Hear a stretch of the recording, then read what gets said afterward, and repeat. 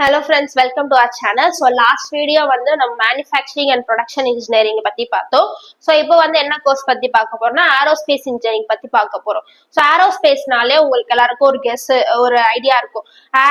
aerospaceனா வந்து லைக் ஃபிளைட்டை பத்தி படிக்க போறோம், ஜெட்டை பத்தி படிக்க போறோம், ராக்கெட்ஸ் இதை பத்தி எல்லாம் படிக்கிறது வந்து aerospace engineering. ஸோ அதுல என்னென்ன ஃபியூச்சர்ஸ் இருக்கு, என்னென்ன அவுட்கம்ஸ் இருக்கு, எந்த மாதிரி இடத்துல எல்லாம் நமக்கு ஒர்க் கிடைக்கும், எங்க போய் நம்ம வந்து பிஜி பண்ணா நல்ல ஒரு ஆப்பர்ச்சுனிட்டிஸ் கிடைக்கும்னு ஒரு டீடைல் எக்ஸ்பிளனேஷன் தான் வந்து நான் இப்ப கொடுக்க போறேன். அதுல வந்து ஃபர்ஸ்ட் என்ன பார்த்தா கோர்ஸோட ஹைலைட்ஸ்.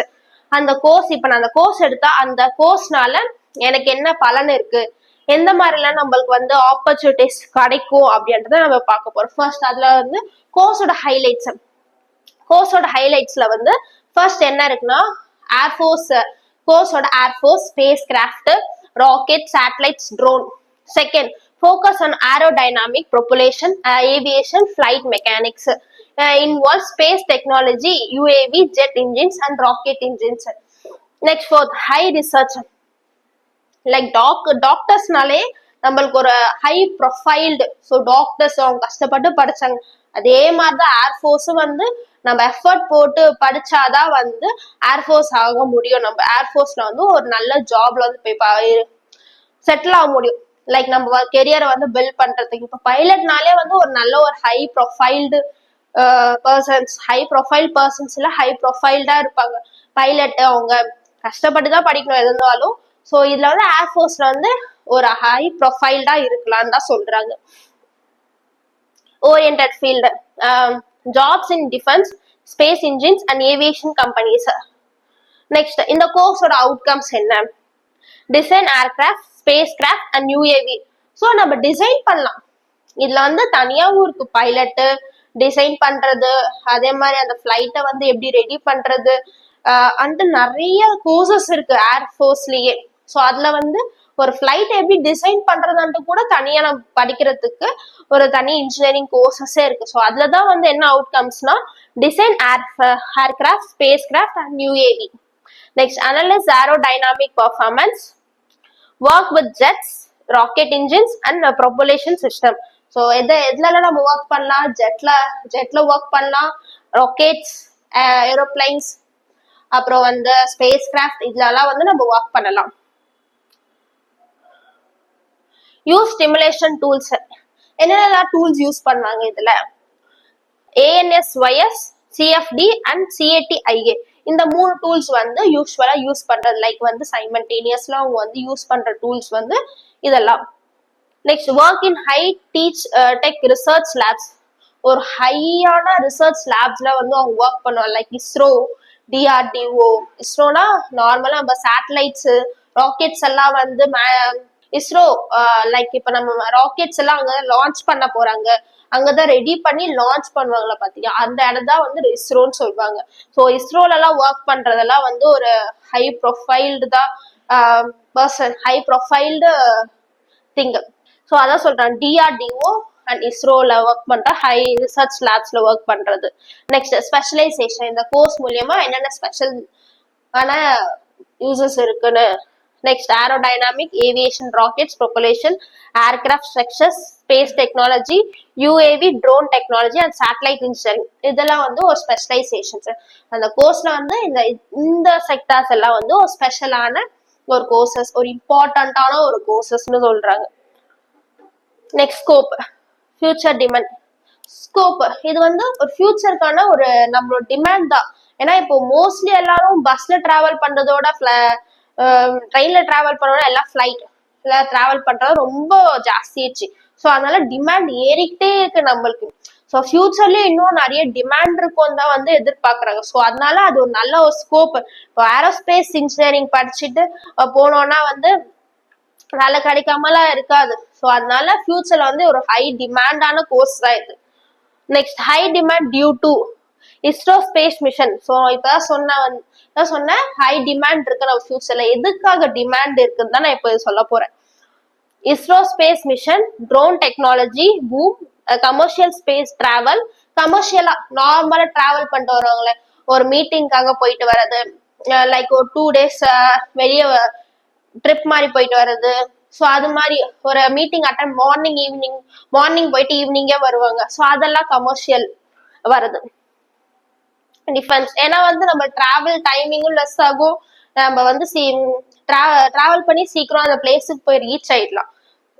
டிக்கெட்ஸும் வந்து நம்மளுக்கு அவைலபிலிட்டியில இருந்துகிட்டே தான் இருக்கும். பட் என்ன, நம்ம அப்போ புக் பண்ணும்போது நம்மளோட டிராவலிங் காஸ்ட் வந்து ரொம்ப அதிகமா தான் இருக்கும். ஸோ ஆனா வந்து சில மீட்டிங்ஸ் இருக்கும் போது இது வந்து நம்மளுக்கு ஒரு எக்கோ ஃப்ரெண்ட்லியாவும் இருக்கும், ஈஸியாவும் போயிட்டு அந்த டைமுக்கு வந்துடலாம் நம்ம. அதனால நிறைய பேர் வந்து இப்போ டிமாண்டா இருக்கு நம்மளுக்கு.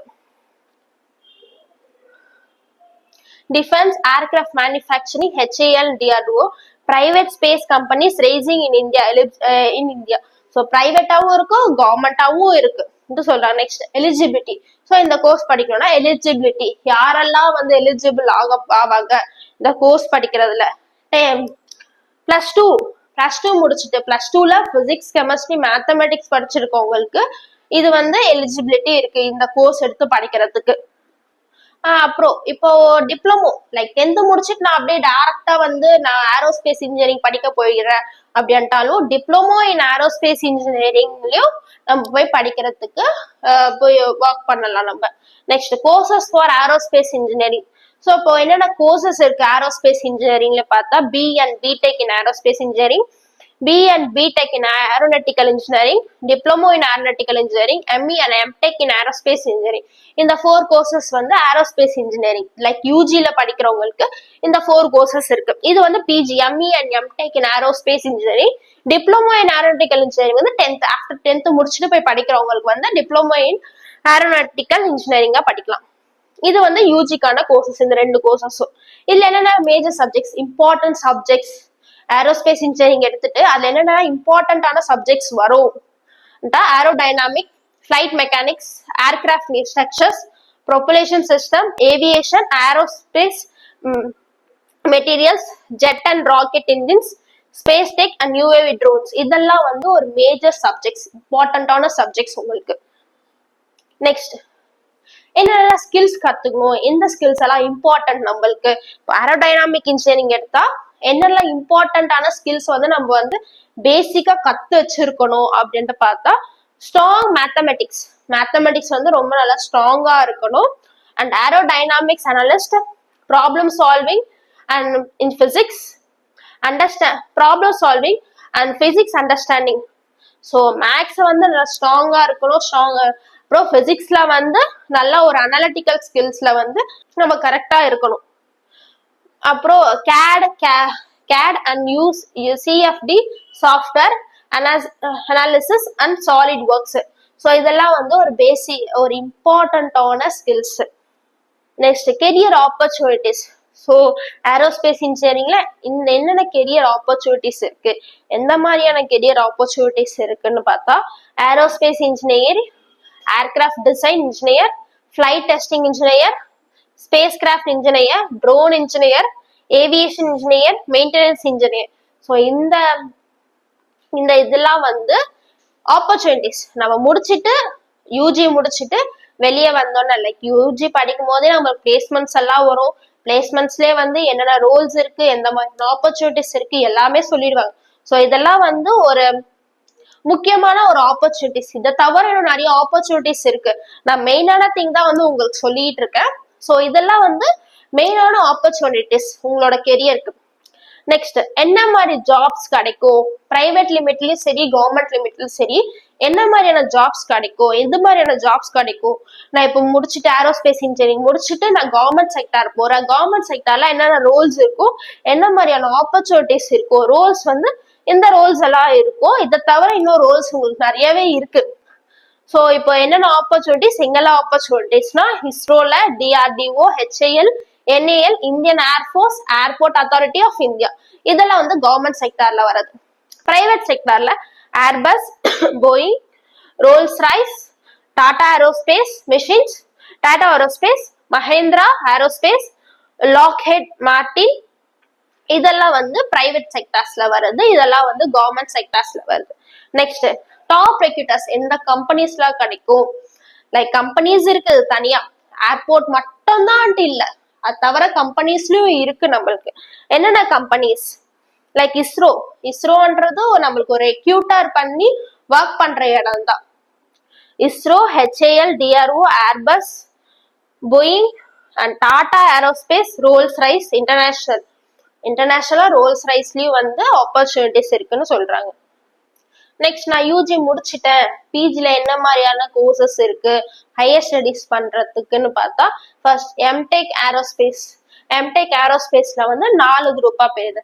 IISc M Tech aerospace, IITS M Tech aerospace, EPC, MIT, இந்த 4 இருக்கு. Next M Tech aviation, M Tech aerodynamics, இதெல்லாம் வந்து ஹையர் ஸ்டடிஸ் லைக் பிஜில படிக்க வேண்டிய கோர்சஸ் இதெல்லாம். நெக்ஸ்ட் அப்ராட்ல போய் என்னென்ன டாப் கோர்சஸ் நம்ம வந்து படிக்கலாம். ஏன்னா யூஜி முடிச்சுட்டேன், நான் பிஜி வந்து அப்ராட்ல பண்ணிட்டு அங்க ஒரு ஜாப் வாங்கிட்டு நான் வந்து இங்க இந்தியால செட்டில் ஆயிடுறேன்னாலும் ஆகலாம். பட் நான் அங்கே அப்ராட்ல படிச்சுட்டு அங்கே நான் ஒர்க் பண்ணாலும் பண்ணலாம். ஸோ அங்க அப்ராட்ல போய் என்னென்ன கோர்சஸ் எல்லாம் டாப் கோர்சஸ்ன்னு பார்த்தா, MS in aerospace engineering, MS in aeronautical engineering, MS in space engineering, MS in UAV drone engineering, MS in propulsion system, இதெல்லாம் வந்து ஒரு டாப் கோர்சஸ் அப்ராட்ஸ்ல. நெக்ஸ்ட் யார் இந்த கோர்ஸ் படிக்கணும், யாரெல்லாம் இந்த கோர்ஸுக்கு எலிஜிபிலிட்டி அன்ட்டு நம்ம ஆல்ரெடி பார்த்துட்டோம். இப்ப யாரெல்லாம் இந்த கோர்ஸை வந்து படிக்கணும், love aircraft, space rockets. So எல்லாருக்குமே ஒரு ஆசை இருக்கும், நம்ம வந்து ஒரு பைலட்டா ஆனா வந்து நல்லா இருக்கும், ஏன்னா வானத்தை பறக்கலாம் அப்படின்ட்டு ஒரு ஆசை இருக்கும். நிறைய பேருக்கு வந்து அதான் ஒரு ட்ரீமா இருக்கும், கோலா இருக்கும். ஸோ அவங்கெல்லாம் வந்து இந்த ஏரோஸ்பேஸ் இன்ஜினியரிங் எடுத்து படிச்சா அந்த கோலுக்காகவே வந்து அவங்க ரொம்ப முயற்சி பண்ணுவாங்க. இந்த மேக்ஸ் பிசிக்ஸ்ல எல்லாம் ரொம்ப கான்சென்ட்ரேஷன் எடுத்து படிச்சுட்டு அவங்க பாடி ஃபிட்டா வச்சுக்கிட்டு எப்படியெல்லாம் நம்ம பாடியை மெயின்டைன் பண்ணிக்கணும், எப்படியெல்லாம் நம்ம வந்து இருக்கணும் பழகணும் அப்படின்ட்டு லைக் ஒரு 7th 10th அண்ட் அவங்களுக்கு ஒரு ட்ரீமா இருக்கும், நம்ம படிச்சா இதான் படிக்கணும் அப்படின்ட்டு இருக்கும்.